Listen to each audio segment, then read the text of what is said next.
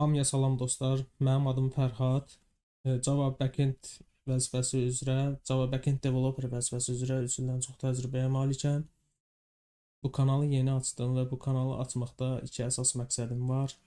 Birincisi öz biliklərimi daha da möhkəmləndirmək. Çünki hamımız bilirik ki, proqramlaşdırmada nəyisə öyrənməyin ən yaxşı yolu onu kiməsə izah etməkdir, kiməsə öyrətməkdir.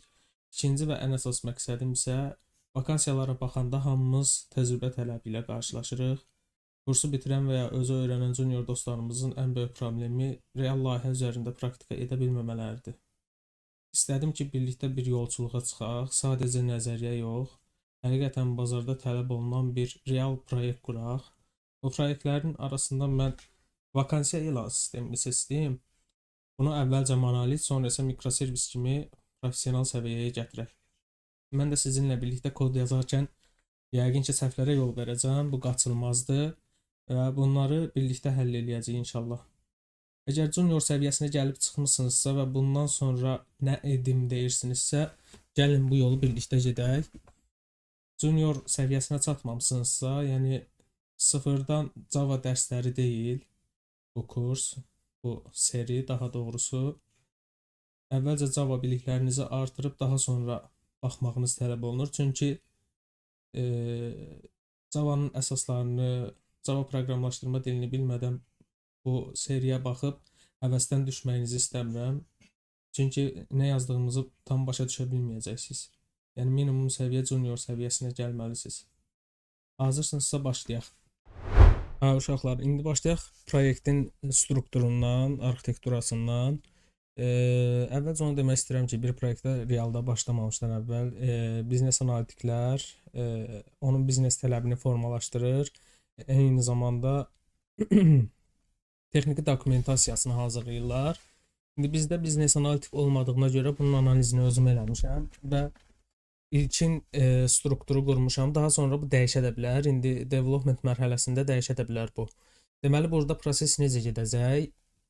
Userlər, yəni iş axtaranlar login düşünmürəm ilkin mərhələdə, daha sonra onu da gətirə bilərik. Yəni public API-lər olacaq da, həmin API-lərdə user daxil olub vakansiyaları görə biləcək, filtrlər verə biləcək, axtarış eləyib müraciət edə biləcək vakansiyalara. Şirkətlər vakansiyaları paylaşacaqlar, publish eləyəcəklər. İndi həmin şirkətlər üçün user yaratmalıyıq ilk növbədə və userlərin rolları deyə bir table'ımız olacaq. Bu table'da ID sütunu, name olacaq. Məsəl üçün worker düzdür hələ yazmayacaq. İlkin mərhələdə employer, iş verən şirkətləri qeyd eləyəcəyik, onların qeydiyyatını açacaq. Yəni qeydiyyatdan keçəcəklər. Sonra burada nə var? Display name var. User type.employer. Bu nədir? Birazdan izah eləyəcəm sizə. Yəni rolun adı indi bizdə sistem 3 dilli, 4 dilli, 5 dilli, neçə dilli istəsəz o qədər artıra bilərsiniz. Bunu dinamik etmişik. User type.employer ya da gəlin indidən sizə deyim. Deməli bizdə lang olacaq, lang cədvəli. Bu cədvəldə dillər qeyd eləyəcəyik. Az, en, ru və yaxud da başqa bir dil və localization deyə bir cədvəlimiz olacaq. Bu cədvəl nə edəcək? Dilin bayaq daxil elədiyimiz dilin ID-sini saxlayacaq. Məsəl üçün az daxil eləmişdik bura. Az.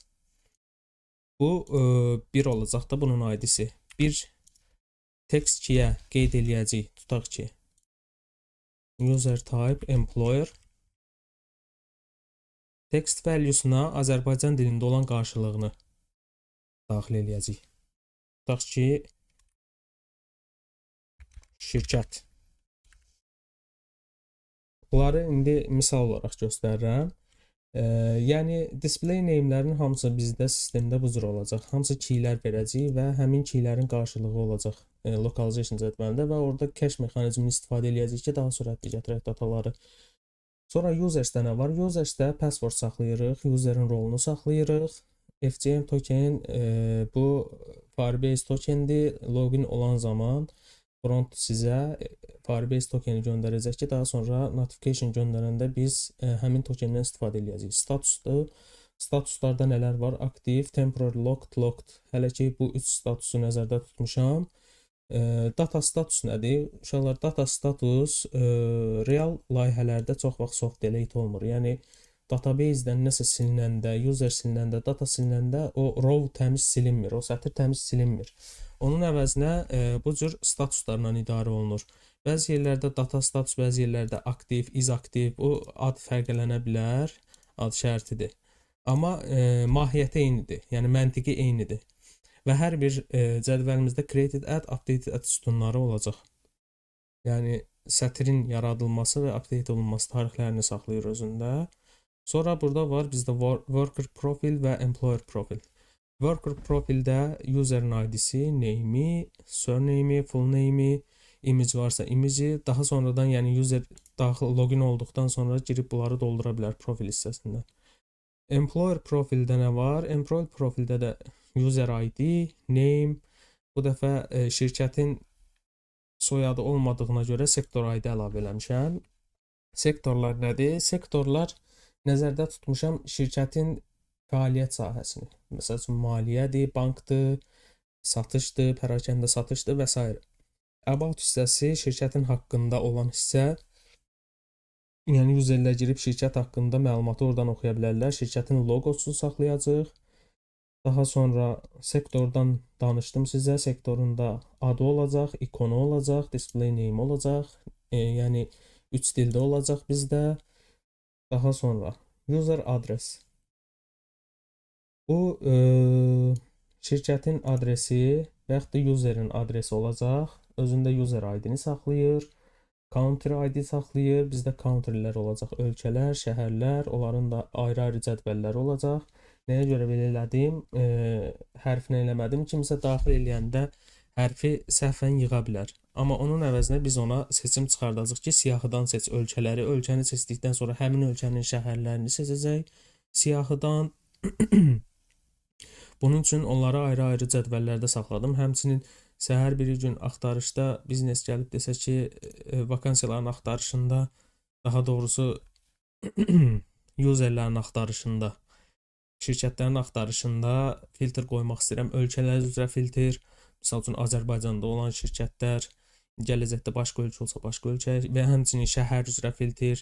Mən istəyirəm Gəncə şəhərindəki olan şirkətləri görüm siyahıda. Həmin filtrdə city ID-sini göndərməklə həmin userləri tapıb çıxartmaq daha rahat olacaq. Amma bunu biz hərflə yazsaydıq, şəhərin adını, kimsə şəhərin adını səhvən Bakı əvəzinə Bakı yazsaydı və yaxud da Gəncə əvəzinə Ganja deyə bir şey yazsaydı, axtarışda Gəncə seçib, Gəncə yazıb axtarsa həmin şəhər çıxmayacaqdı. Amma biz bunu userə vermirik. Biz bunu siyahı şəklində veririk. Daha öncədən table-a əlavə olunmuş dataları siyahı şəklində veririk ki, oradan seçsin və heç bir səhv olmasın, səhvə yol verilməsin. Streetdir, building number'dır. Bunları əllə yaza bilər. Zip koddur, full adresdir. Full adresi biz avtomatik formalaşdıracağıq. Ölkənin, şəhərin, streetin və building number'ın cəmi, yəni vergüllə ayıracaq bunları. Latitude, longitude nədir? Bunların bəlkə deyilişini səhv deyirəm. Geometrik datalardır. Enlik, uzunluq kimi, meridian, paralel.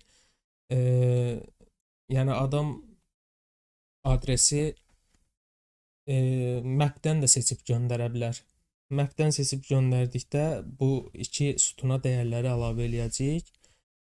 Daha sonra burada nəyimiz var? City və country'dən danışdıq. City və country'nin də display name-i nə olacaq? Bu da localization-dan gələcək, 3 dildə olacaq.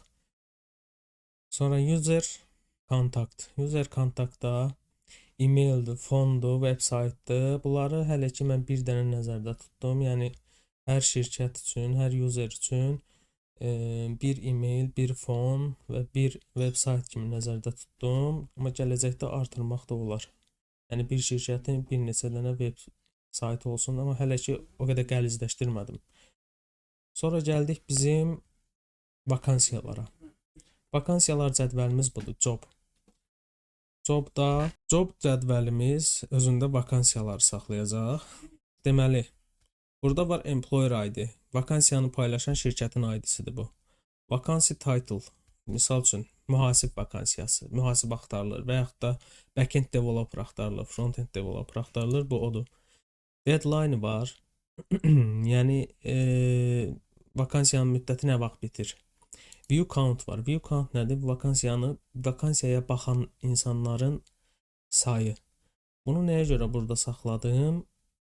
Performans cəhətdən burada saxladım ki, hər dəfə user girib hansı user girib o vakansiyaya baxsa, bunu artıracaq. Təbii ki, burada indi hansısa bir lock mexanizmindən istifadə edəcək, çünki burada atomik əməliyyat gedir. Publish date nədir? Vakansiyanın publish olunduğu vaxt.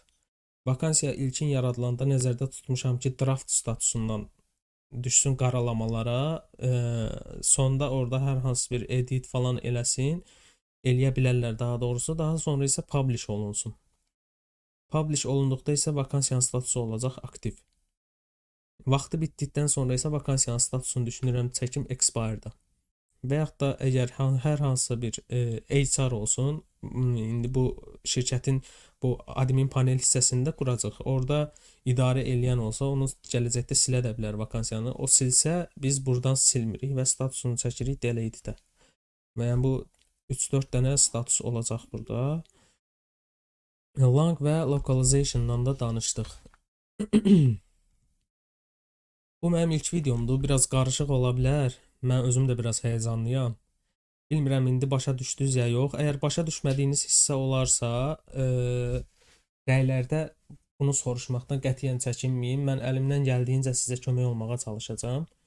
Ümumiyyətlə bir çox şirkətdə belə bir board olur. İndi burada tasklar, bunu mən təzə tapmışam, ClickUp. Bugün gördüm. Tutaq ki, bizim bir layihəmiz var, layihəmiz açılır və burada bir task açmışam. Mən misal üçün proyektin analiz edilməsi, DB arxitekturasının qurulması və bunu başlayanda işə in progress-ə çəkirəm. In progress-ə çəkirəm və başlayıram işə. Çox yerdə Jira istifadə edirlər. İndi Agile ilə idarə olunur çox şirkət. Agile nədir? Qısa onun haqqında da danışım.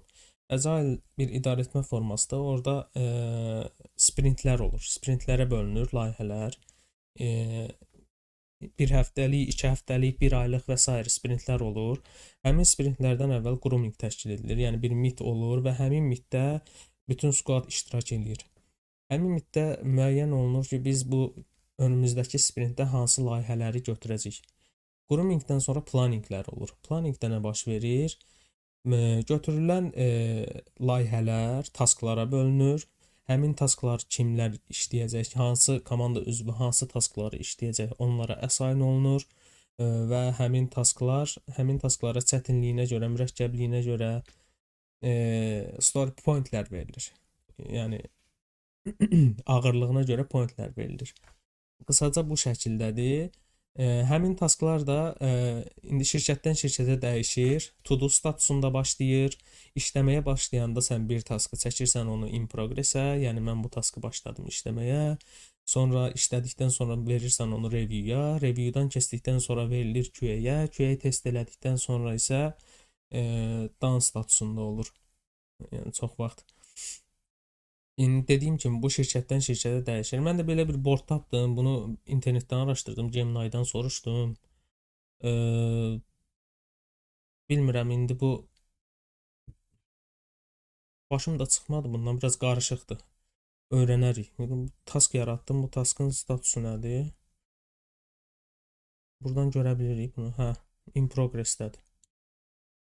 Belə dostlar, iş dərsimiz bu qədər. Dediyim kimi nə çətinliyiniz olsa, sualınız olsa verin. Bu proyekt inşallah real proyektdir və axıra qədər də getməyi düşünürəm. Hansı hissələr mock ola bilər, demo ola bilər, onu deyim. Payment hissəsidir, misal üçün orada ödəniş provider lazımdır. Onun da bir müəyyən bir kostu var. Həmçinin VÖ-nün olmalıdır ödəniş qoşmaq üçün bir sistemə ümumiyyətlə. O hissəni mock eləyə bilərik. SMS provider, gedən SMS-lər, userə gedən SMS-lər. İndi SMS-i biz qoşmayacağıq. Əgər qoşacaqdıqsa onun da kostu var. Hər hansısa bir provider, SMS providerindən işləməli idin, istifadə etməli idin. Bu hissələri mock eləyəcək böyük ehtimalla. Amma digər şeylər, yəni mənim gördüyüm real proyektlərdə nə görmüşəmsə, özüm nə görmüşəmsə, onu tətbiq eləyəcəm ki, siz də baxasınız, əgər iş təcrübəniz yoxdursa, bundan faydalanasınız. Gələn videolarda görüşənədək. Gələn videoda artıq düşünürəm ki, proyekti qurum, entitiləri yaradım, security hissəsində employer'ın, şirkətin login, autentifikasiya, authorization işlərini həll edeyim. Gələn videoda görüşənədək hələlik. Əgər videonu bəyəndinizsə, mənə dəstək olmaq üçün kanala abunə olmağı, videoya like atmağı və rəylərdə aktiv olmağı unutmayın dostlar.